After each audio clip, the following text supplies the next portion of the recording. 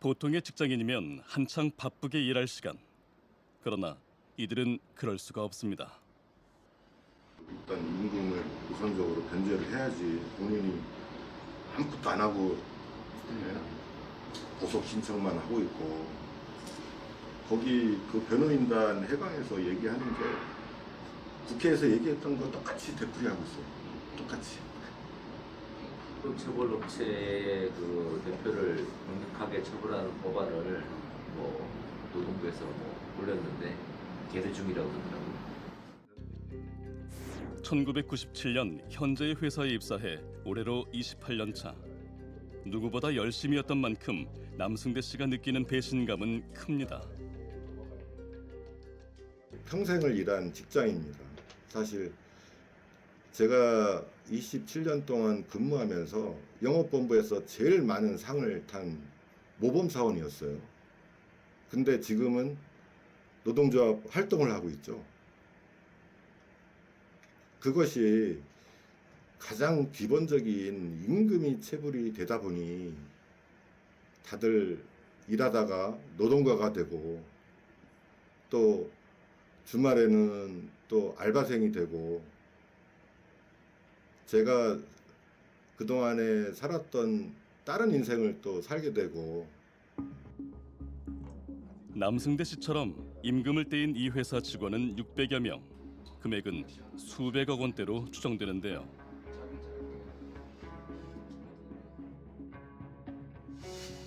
바로 지난해 세간을 떠들썩하게 한 가전제품 제조업체 임금 체불 사건입니다.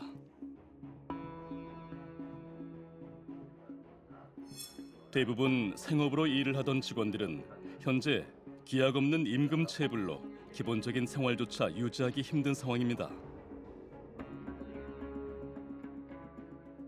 적금, 그다음에 보험은 다 깼고요. 그다음에 지금 은행 대출을 받아서 마이너스 통장을 사용하고 있고, 근데 지금 저희가 4대 보험이 연체되다 보니 지금 신규 대출은 지금 불가능하기 때문에 지금 집안이나 형제 자매 아니면은 그 은행권 쪽에 지금 받을 수 있는 모든 라인을 동원해 가지고 근근히 지금 버티고 있는 상황입니다. 남 위원장은 불어나는 대출과 생계를 감당하기 벅차 장기 근속 매달까지 팔았습니다. 그래서 전단지 아르바이트까지 이제 하신다고 들었습니다. 이제 저희가 노동조합을 활동 이제 하면서 사실 또 주중에는 근무를 하고 있어요. 그래서 현실적으로 주말에만 이제 일을 할 수밖에 없는 그런 상황이 있고요. 사실 수도권 내에서는 정기적으로 일할 수 있는 데가 많지 않습니다. 그러다 보니까 현재는 주말마다 군산에 내려가서 전단지 돌리는 작업을 하고 있습니다. 아, 전북 군산까지 내려가신다구나. 네네. 마땅히 받아야 할 돈을 받지 못해 삶을 위협받고 있는 직원들. 특히나 이들이 분노하는 건 사주가 체불 임금을 변제할 여력이 있음에도 고의적으로 이행하지 않는다는 정황 때문.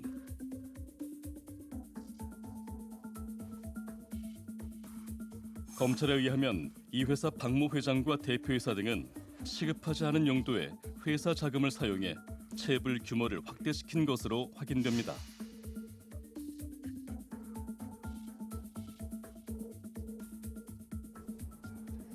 또 지난해 국정감사 당시엔 그룹 소유 골프장을 매각해 체불 문제를 해결하겠다고 했으나 자산 매각을 통해서 진행하신다고 그랬으니까 그를 통해서 꼭 약속을 지키실 거죠? 네, 꼭 지켜주시기 바랍니다. 골프장 매각 대금의 상당액은 개인 빚 변제에 사용됩니다.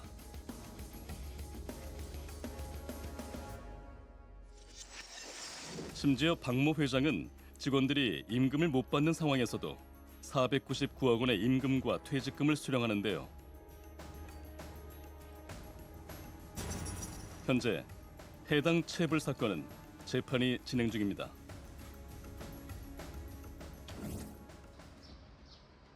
자금 여력이 있음에도 불구하고 고의적, 상습적으로 임금을 체불하는 이유는 무엇일까요? 사장님 뭐 데이팅 뭐 돈 띄워가지고 이렇게 막 마을버스 운전기사로 일한 김동근, 서한성 씨. 퇴사한 지 3년이 지난 지금도 퇴직금 문제가 미해결된 상태입니다.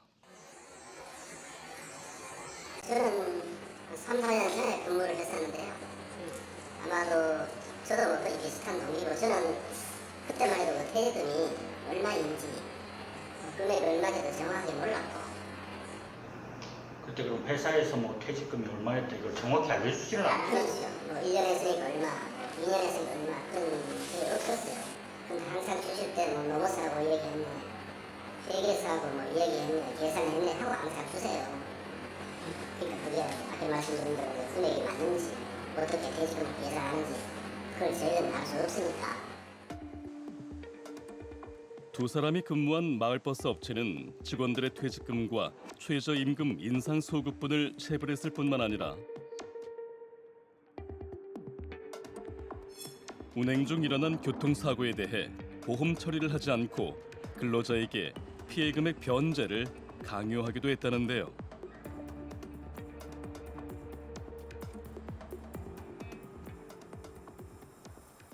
회사에서 이거 보험 처리를 안 해준 겁니까 그게? 아유, 해주고 직원들한테 청구를 하는 거예요. 아 보험 처리를 해주고 그 돈을 또 다시 또 청구를 네. 그게 상당히 좀 부당한 건데 뭐 회사 측에 뭐 부당하다고 얘기하거나 그럴 분위기는 아니었던가 보죠. 그렇죠. 어차피 경력 써가지고 시내버스 가야 되니까 대놓고 못하는 거죠. 업주들한테. 그런데 직원들이 보기엔 대표인 김 씨가 돈이 없어 보이진 않았다고 합니다. 또 진짜 본인은 바깥 지인들한테는 어디에서 땅을 샀는데 얼마가 올랐다. 내가 뭐 100억대가 된다. 이렇게 얘기를 하고 다닙니다. 실제로 그렇고요. 그러니까 사업주한테 회사에 자금 여력이 있지만 고의로 좀 돈을 안 줬다. 그렇게 했습니다. 저는 그렇게 생각합니다. 우리 법은 임금 체불을 형사 범죄 행위로 다루고 있습니다.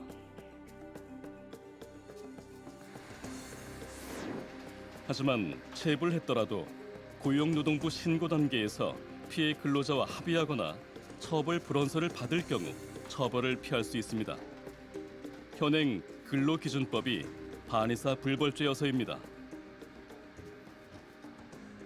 노동자가 임금 전부를 지급받지 않거나 심지어 전혀 지급받지 않은 상황에서 처벌을 원하지 않는다고 의사표시를 하면 사업주는 처벌받지 않습니다. 노동자 측에서 어쩔 수 없이 이제 처벌 불원서를 써주는 경우도 있을 수가 있지 않습니까? 이 경우도 상당히 심각할 것 같은데. 거의 대부분이라고 봐주시면 됩니다. 앞서 마을버스 회사가 여러 건의 신고에도 번번이 형사처벌을 피할 수 있었던 것도 바로 개별 합의에 성공했기 때문. 엄청 화가 나죠. 선생님은 좀 어떠세요? 뭘 말해요. 얼마나 힘들겠어요. 하지만 시내버스를 가기 위해서 어쩔 수 없잖아요. 다수의 청소년을 고용한 뒤 임금을 제대로 지급하지 않은 이 뷔페도 비슷한 경우입니다.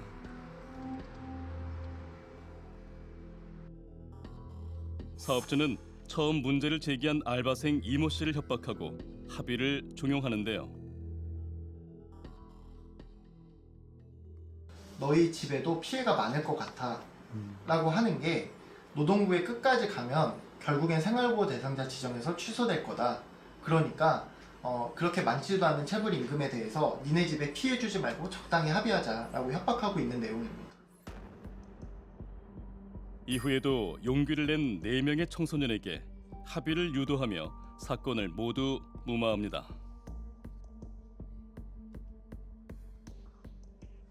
많은 청소년들이 노동부에 신고를 했음에도 불구하고 신고하는 노동자들에게만 별도로 합의하자 연락을 해서 합의금을 일부 주면서 취하서를 받은 거죠. 그래서 단 한 번도 처벌받지 않았습니다. 상황이 이렇다 보니 일부 사업주들은 몇 개월 늦게 주는 것쯤이야 하는 아니란 인식을 갖기도 하는데요.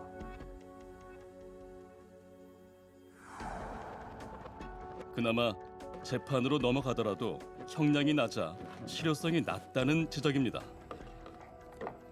혹시 이벤트 풍선은 어디에서 주문이 보통 오나요? 보통 생일이나 아이들 생일이나 이런 돌잔치, 백일잔치 이런 거 할 때 많이 주문해 주시고요. 그리고 지금 하고 있는 작업은 이제 환갑잔치에 선물로 서프라이즈로 이제 상자 안에다가 풍선을 넣어서 뚜껑을 열면 풍선이 이제 용돈이랑 쭉 올라가는 이런 서프라이즈 용돈 풍선을 제작을 하고 있는 거거든요. 장미화 씨가 이벤트 풍선샵을 시작한 건 2022년 교육회사에서 퇴사한 이후입니다. 밀린 처음 날짜는 2021년 3월부터 밀리기 시작했어요. 처음 월급이 안 들어오셨을 때는 어떤 생각이 좀 들으셨나요? 원래는 월급이 밀린 적은 없었던 곳이어서 잠깐 코로나 때문에 좀 돈이 순환이 안 되는구나 하고 조금 이제 좀 시간 지나면 바로 들어오겠지라는 생각을 했던 것 같아요. 하지만 한 번 밀리기 시작한 월급은 계속 줬다 안 줬다를 반복했고 대표의 말도 계속 달라졌다고 합니다. 월급은 거의 8개월 가까이나 밀렸고 그 상황에서 대표가 말을 바꾸고 계속 약속을 지키진 않았지만 제 입장에서는 기다릴 수밖에 없는 입장이었던 거죠. 어떻게 보면 반대로 내가 돈을 달라고 애원을 해야 되는 그런 상황이 생겼던 것 같아요. 그래서 정말 스트레스를 많이 받았고 그러면 총 체불된 임금은 얼마일까요? 2천만 원 조금 넘는 상황이고요. 운용되는 증상이라든지 미화 씨는 극심한 스트레스로 돌발성 난청까지 생겼다는데요. 참다 못해 고소를 결심하게 된 배경입니다. 그런데 처벌 결과는 기대 이하였습니다. 여기 보시면 수원지방법원 안산지원 약식 명령이 떨어진 거고요. 네. 근로기준법 위반, 근로자 퇴직급여 보장법 위반으로 해서 250만 원이 선고된 판결문입니다. 어떤 생각이 드셨나요? 이런 약식 명령을 받았을 때? 전혀 타격이 없다고 생각이 들었어요. 정말 솔직한 마음으로 이게 뭐야? 왜 이렇게밖에 안 나온다고? 이러면은 나도 내가 대표라면 임금체불 밀린 것보다 벌금이 적기 때문에 차라리 이거 내고 그 시간을 더 벌 수 있겠다라는 생각이 들었을 것 같아요. 너무 적은 금액이라고 생각을 했고 통계에 의하면 임금체불 사업주에게 실형이 선고되는 경우는 대략 20%. 나머지는 벌금이나 집행유예에 그치고 있습니다. 사실 대구로 박 회장은 대한민국 최대의 그 임금 체불 사업주다 보니 구속이 된 거죠. 근데 기존에는 구속 사례도 거의 없습니다. 그런데 또 구속되니까 보석, 건강상의 이유, 변제하겠다는 여러 가지 이유 그런 것 때문에 또 보석을 신청하고 또 공탁금 내서 보석으로 풀려나면 임금 면제하겠습니까? 절대 안 합니다. 그러면 이제 벌금형 맞겠죠. 문제는 장미화 씨 경우처럼 벌금액이 체불액에 훨씬 못 미치는 경우가 대부분이라는 겁니다.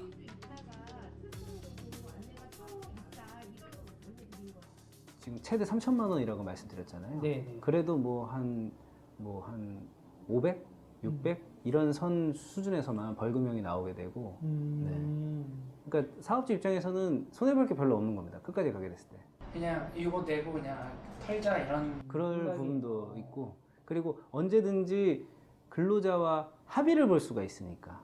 그렇죠. 네, 그렇게 되면은 이제 유예 처리 받고 끝내버리니. 이 벌금액이 임금 체불액보다 훨씬 적다면 그냥 벌금 내고 떼우려는 마음이 들 수 있는 부분이 여기 있는 거죠. 그렇죠. 일부 고용주들이 걸려도 벌금 내면 그만이라는 자세를 보이는 것도 이 때문입니다. 임금 체불을 범죄라고 인식하지 않는 겁니다. 이런 상황에서 일부 사업주들은 정부 제도를 악용해 체불을 해결하고 있습니다. 이게 이제 이 해당 분의 근로 내용인데 네네네. 이제 2024년 2월 29일 날 퇴사를 하셨어요. 근데 네. 임금이 이렇게 밀린 거예요. 급여만. 급여만요? 네. 급여만 이렇게 밀려 있는 상황이었어요. 1,150만 원. 네, 1,150만 원이 밀려 있으셨습니다. 이 노무사가 파악한 총 체불 규모는 약 1,800만 원. 이거는 이제 전원주택 입구 초입 공사 하는 모습이고, 저 모자 쓰신 분이 네, 여기 선생님이십니다. 그리고 이제 실제 차량에서 이제 물건을 꺼내시는 모습이세요. 이후 고용부에 임금 체불 신고를 진행했고 얼마 지나지 않아 해당 사업주는 체불 전액을 인정했다는데요. 희소식은 또 있었습니다. 근로복지공단에 신청한 대지급금이 일주일도 안 돼 지급된 겁니다. 근로자 입장에서는 단비죠. 1,800만 원을 다 못 받더라도 1,000만 원은 일단 받을 수 있지 않습니까? 네, 조금 숨통이 조금 맞습니다. 틀릴 수 있다. 대지급금 제도는 근로자의 생계 보장을 위해 밀린 임금을 국가가 대신 지급하고 추후 사업주에게 청구하는 제도입니다. 그런데 일부 사업주는 임금을 지급할 능력이 있음에도 체불한 임금을 대지급금으로 대신 변제하는 걸로 확인됩니다. 2021년 간소화된 지급 요건의 빈틈을 노린 겁니다. 원래 원칙상으로는 이 근로자가 해당 사업장에서 근로를 하고 얼마나 체불됐는지에 대한 증거 자료들이 제출되어야 되잖아요. 크게 근로계약서, 통장 입금 내역, 4대 보험 가입 내역서, 그다음에 이분의 이제 뭐 체불 내역들. 그런데 많은 근로자들이 사실 근로계약서를 안 쓰는 경우도 태반이고 급여 명세서를 받지 않는 경우도 태반입니다. 네. 그러다 보니 사실 근로감독관이 좀 재량이 많이 섞여 있는 부분이 있습니다. 정리하면 간이 대지급금 신청엔 체불 금액과 재직 사실을 입증하는 여러 자료가 필요하지만 이를 제출하기 힘든 근로자가 많다 보니 2021년부터 사업주가 금액을 인정하고 근로자도 최소한의 입증 자료만 내면 되는 쪽으로 처리되고 있다는 것. 이런 경우는 아무래도 이제 근로나 체불 사실을 증명하는 자료 자체가 좀 조작되거나 허위로 작성될 여지도 있을 것 같은데 어떠신가요? 실제로 조작되는 경우도 있습니다. 예를 들면 허위 근로자를 등재한다거나 또는 가족들이나 지인들을 동원해서 근로자 수를 늘리거나 또는 다른 폐업을 하고 새로운 사업장을 계속 연이어서 만들어내면서 체불이 계속 있었다라고 주장하고 뭐 받아내는 경우도 있었고요.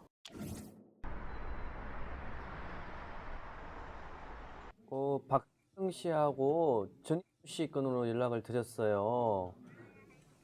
그때 지급하신다고 하셔서 안 하셔가지고 저희가 지명 통보를 해서 경찰에서 지금 소재 발견돼서 통보가 왔거든요. 근데 이제는 나오셔야 됩니다. 한참의 신랑의 끝에 간신히 출석 약속을 받아냅니다. 유치장에 감금되실 거예요. 다음 주 목요일 10시요. 아, 그러면 알겠습니다. 요때 알겠습니다. 네네. 임금 체불건으로 수배가 내려져 있는 해당 사업주는 음주운전 건으로도 조사를 앞둔 상태입니다. 조사를 받다가 이제 바로 또 수감이 될 수가 있어요.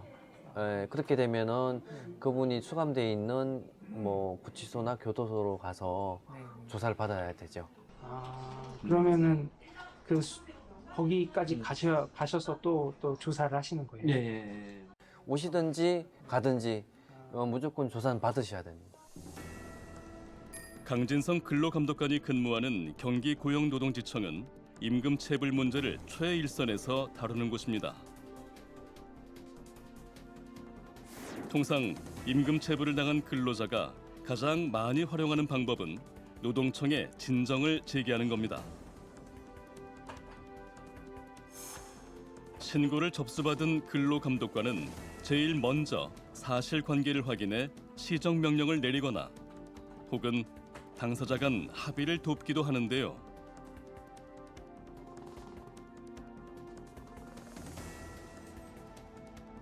특별사법경찰인 만큼 범죄 사실에 대한 수사와 증거 수집 권한도 있고요.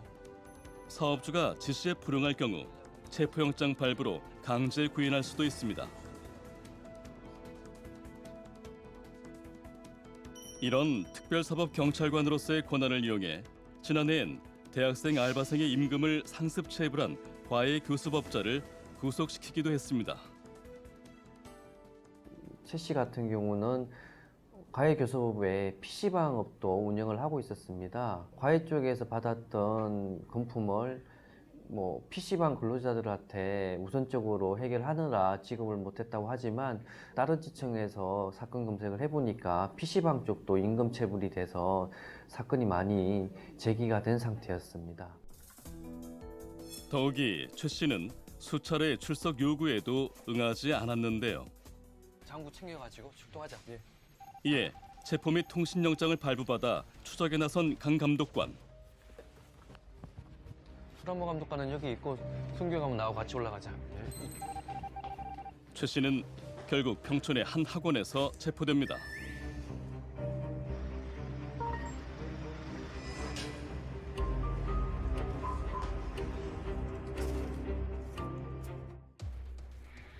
이처럼 근로감독관은 임금체불 피해자들이 맨 처음 만나는 노동경찰이자 억울함을 풀어줄 보루입니다. 정부는 이들이 임금체불 수사에 보다 충실할 수 있게 지난달 신고사건 처리 절차를 개선했습니다. 이에 따라 근로감독관은 임금체불로 인한 법 위반이 확인될 경우 사업주에게 반드시 시정 지시를 내려야 합니다.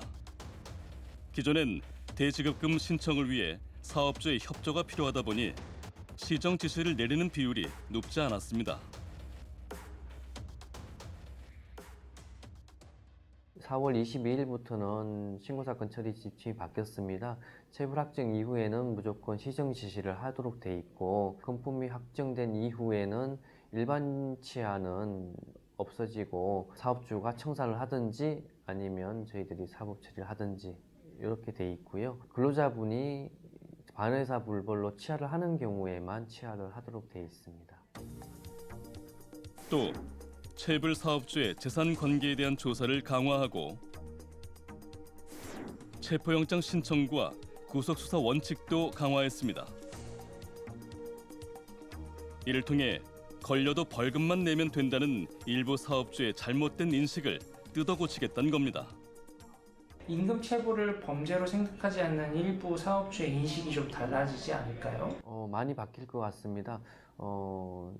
재산 조사 같은 경우는 사업주가 재산이 있음에도 근로자들의 임금을 지급하지 않게 되면은 악의적으로 근로자들의 임금을 지급하지 않은 걸로 볼 수가 있기 때문에 기존의 사건 처리 시스템하고는 많이 좀 인식이 많이 바뀔 것 같습니다.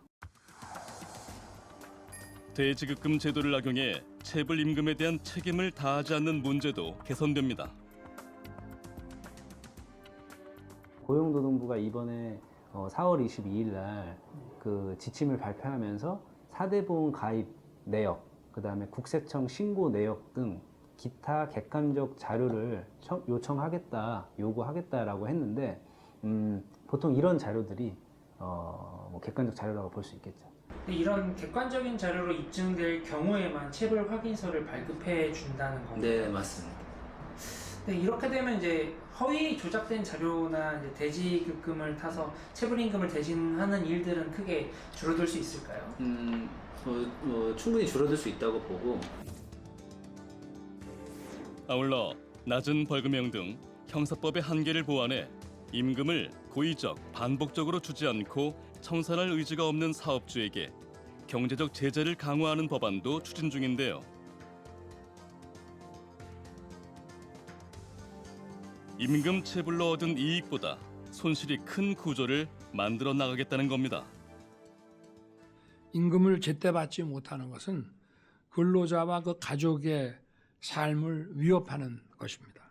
이 노사법치의 원칙은 노동자와 사용자 모두에게 공정하게 적용되어야 합니다. 가장 기본은 우리 사회에 일한 만큼 제때에 정당하게 지급받는 원칙에 뿌리 내리게 하는 겁니다.